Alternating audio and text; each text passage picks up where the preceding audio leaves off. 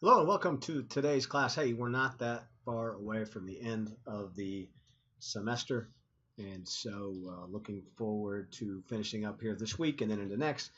A couple more writing assignments, one more test. We're done. How about that? Pretty easy, right? Gave you all 10 points on your test two. Pretty good curve. I would think that put half the class over 90, half the class over 80, and again, I threw a couple of extra bonus points in there just by making the test overall worth 102 points. So hopefully, I don't think anyone should be too worried about the grade right now. Most everyone did pretty well on the first one or the second one or both. So I think I feel pretty good about the overall class grades at this time. I'll try to have assignments 2 and 3 completely graded uh, by the end of the day, either today or tomorrow. So I'm going to finish up a little bit about marketing, and there's really a great example I wanted to use. A lot of times people get sales and marketing confused, and marketing is a little bit different. I was thinking about Texas Tech again, and there's a great video that I want to show you that I think talks a little bit about what goes behind a really good commercial or marketing campaign. And we at Texas Tech have a really good marketing person here. Our director of marketing is Michelle Hoagland. Want to get Michelle in to interview for the class. It's just making it hard. This whole video thing's making it hard to get a guest in here. So this is like a good as any way to do this and talk about what happened behind the campaign and how it played out into a final end product. We talked yesterday about some of the better commercials. We've got a discussion board question about a commercial or something that you remember that you really liked, and um, I thought this was a pretty good spot that Tech did last year talking about Texas Tech, and so I wanted to show you kind of a behind the scenes look at the video. So back in March or early spring, my brother sent me a link to a music video, and he just casually said in there, "Hey, this would be really cool for the institutional spot." And I emailed back and I said, "Yeah, it would be." And then I just sent it to Digital Base, and they were like, "We have to do this." So that's where the idea was born. Well, this production was unique from the standpoint that we produced the NCAA commercial for Texas Tech for several years now. And Michelle Hoagland contacted us and said, "Hey guys, this is kind of what we're thinking. Can we pull it off?" We were up for the challenge, and we decided we needed an expert, we needed a high-speed camera, and we needed a great location, and we needed all the elements that is Texas Tech. You do a lot of pre-planning on this stuff. You do more pre-production than you probably do actual production time. And so all that pre-planning, the mapping out where everybody is going to be, all the coordinating that goes into having the right people in the right spot at the right time, are all kind of a culmination of I think what it takes to pull something like this off. We will play out your scenes depending on what you're doing and work out that timing. But essentially, you will be your own judge of when they say 3, 2, 1, now. Now is we hit record, and we're in 2 seconds, and we're out. If this is Memorial Circle, I'm going to flip it on you. You're kind of by this. You're in this area. Are we blowing something up? It's just a sparkler. Wonderful.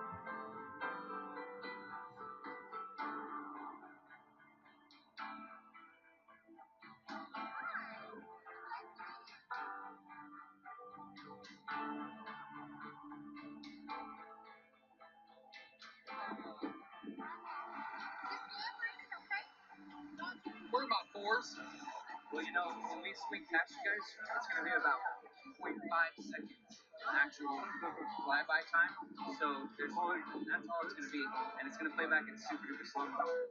Well, we knew there's no way that you can only plan so much, and the more planning you do, definitely the better.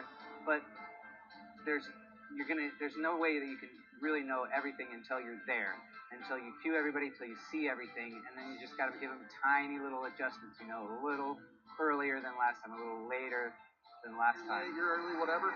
So it's staying right here. Yeah, I think so. Still finishing that spin at the final. Still trying to catch the very last part before y'all take that pose where she's right at the top. Your number's now 10. Okay. You guys, I'm changing your number. You're 4. Come with me. Okay. Shift, everybody. Come further this way. There you go. Right here. This is close. We'll adjust your footing.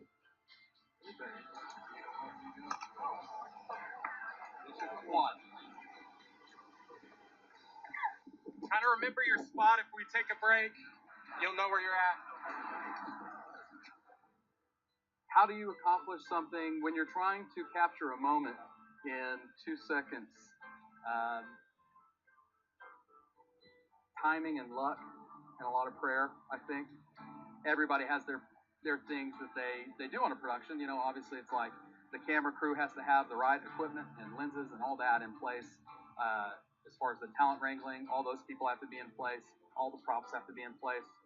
You know, when you're shutting down streets with the police and being in Memorial Circle, it all takes planning. It doesn't just happen. So planning. This was a different approach than we've ever done trying to capture a full 30-second commercial in a second and a half, in essence. So it was very tricky, the timing of working with over 30 different people and everybody getting their part nailed to the T to where their moment on camera is right at the peak of their particular action. That was the trickiest part. Number countdown, or you like the beats? No, exactly what you did was great. Yeah, and then I hear the beat too. It all helps. Yeah. You know, tell them to get in the position. Get everybody back to one. We're going to go again in just a minute. I mean, it goes by so fast. I mean, I think we're a little under 1.5 seconds of real time turns into 26 seconds of final playback time with the slow motion. A great group of people that all came out to lend their part, and it was a really great team effort all across the board from everybody. So it was a really great thing to be a part of. All right, so we were about a 30-second shot at our earlier. All right, thanks for coming. The light that we faced. I know. So that should gain us some. I was really nervous when we started. I've been nervous for days, and I could not be happier. I think we have the best institutional spot that we've ever done, and it's beautiful and it's amazing. I can't wait for Red Raiders everywhere to see it. Camera truck, are we gonna go? Yeah, we're good. All right, we're go. Here we go.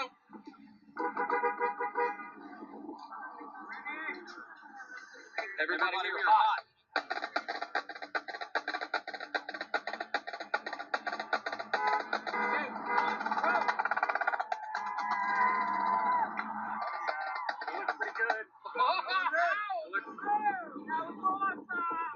Pretty good. Yeah.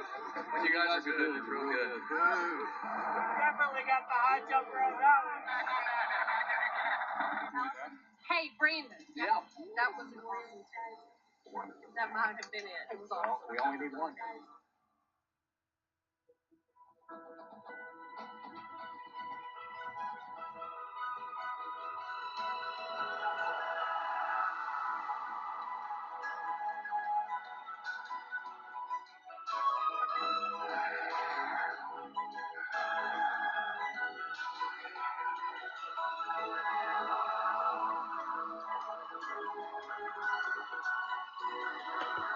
This is Texas Tech University.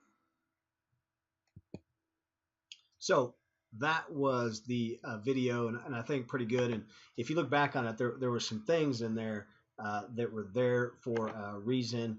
You know, you had the guy with the the dog, the service dog, and he was in there to deal with that. You had lots of different other things in there.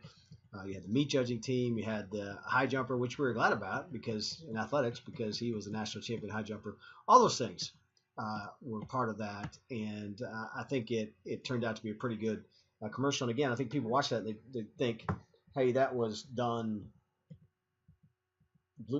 green screen or something like that. And it turns out it was not. Trying to get to where we were yesterday. And again, you just need to know the things. Of how you want to market, and sales can be a part of that. We do a lot of commercials here for athletics that are branding spots, but also they are done because they help us sell tickets, which ultimately is what we're trying to do. That's our product for the most part, besides the product we put on the field. So today we're going to talk a little bit about sales, and I've done a stint as a salesperson. We've all done sales. I'll ask you about that in the discussion board if you've done any sales. And here's a slide that just talks about the one thing that hurts the most salespeople, and it's something called call reluctance. It's hard to be a salesperson for some people. It's hard to go out and ask for the order and go out and do the things that are involved with sales. And we don't like, who likes rejection? Nobody likes rejection. It's like dating, right? It's a numbers game. If the more people you can talk to, the more people you can ask, the more sales you'll have, and the more you feel better about yourself. And generally, this will be a test question. I'm about to tell you, and it's not a slide, I don't think. But generally, in our business, electronic media, if you can sell 30%, you're doing fantastic. So you got to see 10 people to sell 3. And I guess it generally means if you go 0 for 10, you got to see 10 more. And eventually, you might sell 6 of those. It works out to be, if you're really good, you'll sell 30% of the time. This means that's a lot of rejection. For me, that's, again, a lot like dating, a lot of rejection. You've got to be ready for that, and you've got to be able to put that aside. Call reluctance is the number one thing that torpedoes salespeople. Call reluctance. They don't want to call. So the very first sales call I ever made when I was a salesperson was to a place called 19th Street Carpet Warehouse. And I worked for KLBK here in Lubbock, and I was a salesperson. And I was young, and I had the salesman uniform. I had the blue blazer, khaki pants. I went out to 19th Street Warehouse, and I gave the lady my great card. It was a vertical card, not a horizontal card. It was beautiful. It had a gold embossed 13 on it. I really was proud of it. Gave it to her, said I'm here to see a guy, and the manager. Cold calling him. Cold calling is you just go out on your own and try to sell him. You don't make an appointment or anything. And she leaves, and I wait there for a long time. And finally, out of the back of the 19th Street Carpet Warehouse, because the guy's screaming at me, "Get the F out of here!" Not saying F, using the real world word. "Get the F out of here! Get the F out of here right now!" And I was like, "Okay, I'm trying to get my stuff and get out." And he said, "I told your general manager 2 years ago, I don't ever want to see a person from your effing station again. Get out." So I left, get in my car, drive away. How hard do you think it was to make that second call? That's your very first sales call ever. I'll never forget it. It added a little angst, added a little call reluctance. I just had to buckle up, go to the next one, and try to sell the next place. And so that's part of the situation. So we talked about sales versus marketing, and if you're having a sales-oriented approach, you understand the needs of your clients, and you go out and you sell based on that. In management, there's generally a general sales manager, especially in television stations. There's somebody that oversees all of the sales department. They create the policies, they create the objectives, they coordinate sales with marketing, they coordinate sales with production, they coordinate sales with news, they maintain the budget, they oversee the personnel, they work with the clients at all levels, they approve copy, contracts, all those things. And again, we don't turn over things like financial situations, right? We handle those ourselves. So we approve the contracts, and then we work with about collecting and doing everything else. So that's what a GSM does. So again, a lot of different roles for the general sales manager. Again, all these slides will be in your folder before the next test. But local advertising is an important part of total revenues for electronic media. And right now, here we're talking about the 3 kind of old standbys: radio, TV, and cable. Radio, it's 78% of your total revenue. Television, it averages about 33%. It depends. Like if you're a Fox station here in Lubbock, more of your revenue is going to come from local advertising.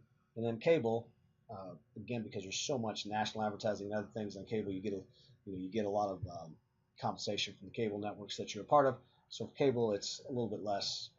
Probably the number's up to maybe 25% now of your total revenue comes from local advertising. So there's a need to have local advertising people. And generally, you have a staff, a local sales staff. They office there, and they go out and they sell, and they're responsible for generating new business. And you call the salespeople an AE, an account executive. Great fancy title. You can get a job in sales. Go tell your parents, I'm an AE for a TV station. A salesperson. This has been a theme throughout our semester. The size of local staff varies according to market size. And AEs generally draw higher salaries because they receive commissions. They eat what they kill. So if you don't sell, you're not getting paid, and you don't get paid as much. But if you're a good salesperson, you draw a commission as a percentage of your sales. And for a lot of times in our business, if you get new business, you get about probably 20% of the advertising sales on that. If you have existing business, you might get 10 to 15%. If you have something called agency business, comes from an advertising agency, you get a percentage of that. So there's different ways that an AE can get a salary. And part of what they do, though, they prepare and they present presentations, provide service to the clients, going by and making sure everything's okay, assist in writing the copy, making sure the copy is presenting the message that the client wants. So an AE has lots of different roles that they have to do. And for a lot of people, if you can sell and you can get a job and you can be successful as a salesperson, you will always work because you can always find a job. People are always looking for salespeople. And again, if you have a business, a lot of times the salespeople are the easiest people to judge because if they're not selling, you know it and they know it. They don't have to pay you as much. There is a lot of rejection, I told you. Generally, under the general sales manager is a local sales manager, and they oversee the local sales staff. So, local sales manager, an LSM, gets paid pretty well because the LSM gets an override, basically a commission on excuse me, everybody's sales. So depending on where you work, it might be a monthly goal or a quarterly goal, but the LSM gets paid based on that. And just like we talked about the GSM, the LSM works a lot with local sales activities, supervises day-to-day supervision of the local AEs, establishes, hey, John, we're expecting you to sell $50,000 this month. That's your quota and projections, where you are right now, where you project for the year, and then evaluates the overall sales unit. So the local sales manager reports to the general sales manager.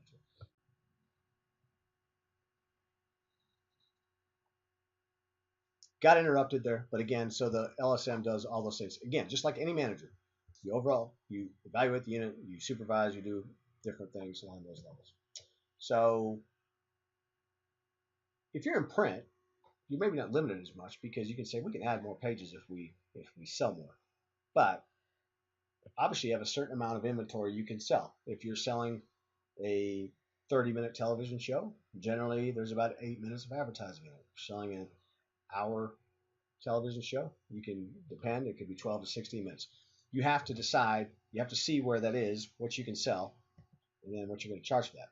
In radio, they call the amount of time available as inventory. In television and cable, TV term, they use the term availabilities or avails, and it's used to, again, refer to the amount of time available for advertising. Radio, it's inventory. Television and cable, it's avails. When I sold, this was before computers, really, and we get a printout every day. Here are your avails. And man, this show had 4 spots left. This show had 2 spots left. Spot being what a commercial is called. And you go out and sell based on that. But again, the LSM really rides herd on your avails in television or your inventory in radio. The revenue projections and the rates are determined by the demand of the advertiser. If you have a really good news program, popular news, you can charge more for it. So, depending on demand. And again, they're called spots, almost always negotiable in all markets, all sizes, and supply and demand really rules. If you have less spots, if you're selling right now a show that's really popular, and I can't even think of a show that's really popular, but if you're selling a really popular show, you're probably not coming down on rates very much. If you're selling the Super Bowl, the demand's there, so you don't have to change the price. If you're selling the Beef O'Brady Bowl, you probably have some room to negotiate on the price. In television, again, we're talking television, there's a lot of variables. The number of available spots varies according to the day part, and obviously the more viewers, the more the cost. So in prime time, you have less time because the networks own so much of the time. During the daytime, you have more room there. Again, TV spots are tied to ratings performances. Generally, when you're dealing with an advertising agency, if you're dealing just like with a local business, this doesn't come into play as much. But if you go to an advertising agency and you say, this show is going to do this rating, and it's going to do it over the course of this period. Then later, when they actually get the ratings numbers, if you promise them, for example, 100 rating points, and you delivered 90 ratings points, a lot of times they'll come back to you and say, we need a make good, and that is a free ad to make up those 10 points. So we need a program that's going to make up those 10 rating points, or however that works, 2 spots at 5 each, or whatever.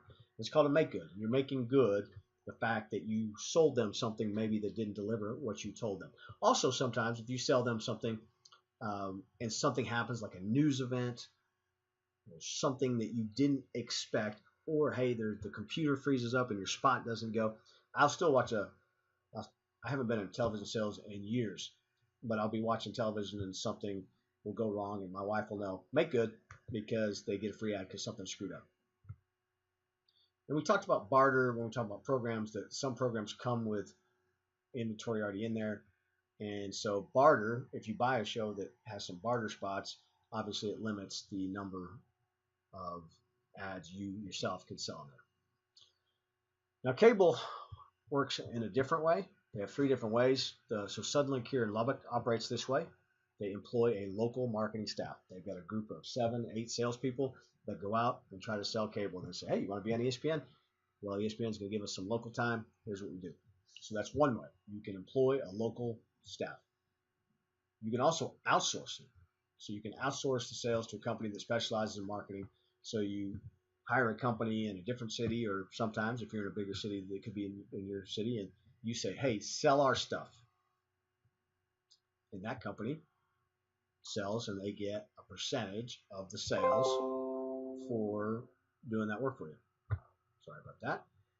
And the last one is there's something called an interconnect. And so you can say, so Suddenlink has a great interconnect because they can say, hey, we're in Lubbock, we're in Abilene, we're in Midland, Odessa, we're in Amarillo. I don't know if they are or not in Amarillo. We are in Dallas. I don't think they're in Dallas. But wherever Suddenlink is, they can say, hey, you're selling cars, or you've got some kind of business that's trying to attract people in all those cities. Use our interconnect, and it'll increase your effectiveness because we'll put you on all these different stations. And it's all on one contract, so you don't have to deal with 4 or 3 or 5 or whatever number of salespeople. You deal with one salesperson, and you are able to do a one-stop shop. It's called an interconnect. So, hey, I'd love to be able to, if you have a West Texas car dealership, you can say, yeah, I want to be in Lubbock, Midland, Odessa, and San Angelo. So I'm going to do an interconnect of those stations.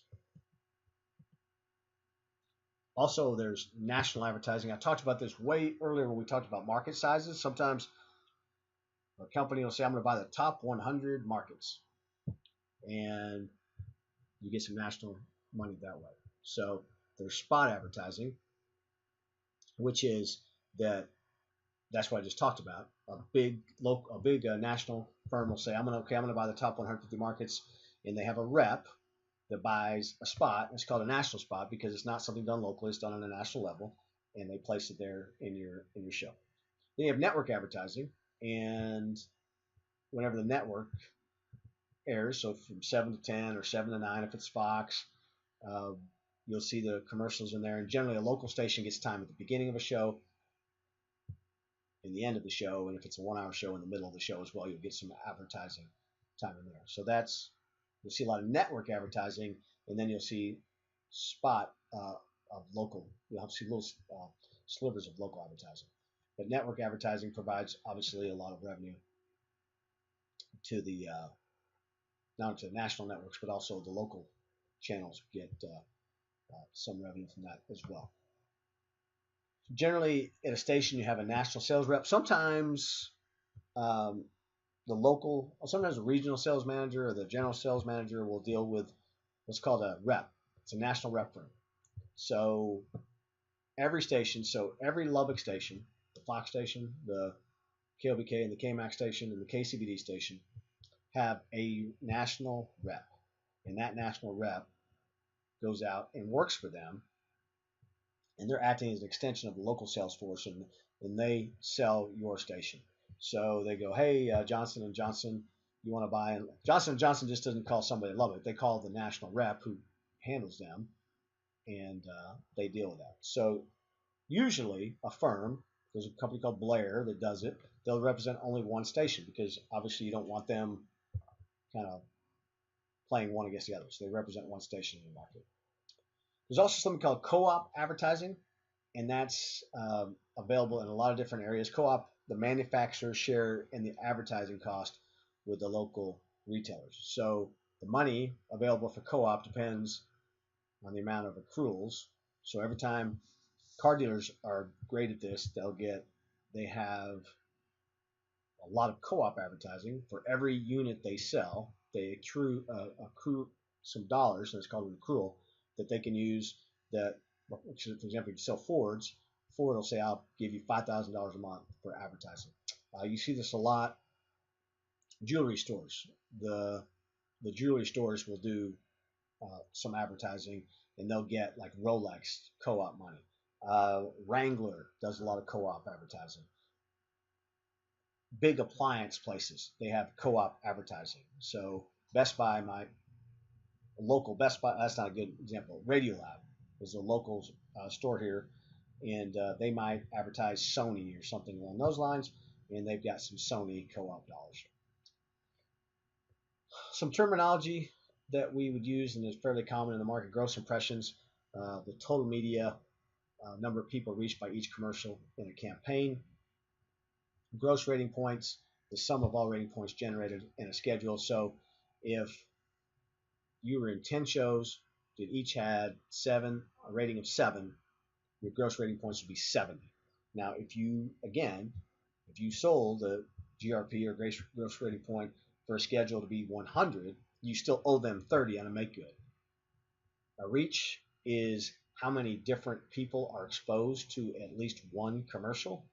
You'll see that a lot. That are you going for reach? Are you going for frequency? And frequency is used with reach to number of times the average person or household is exposed to the same ad. And you hear lots of different stories about how many times you should hear an ad or see an ad to make it effective.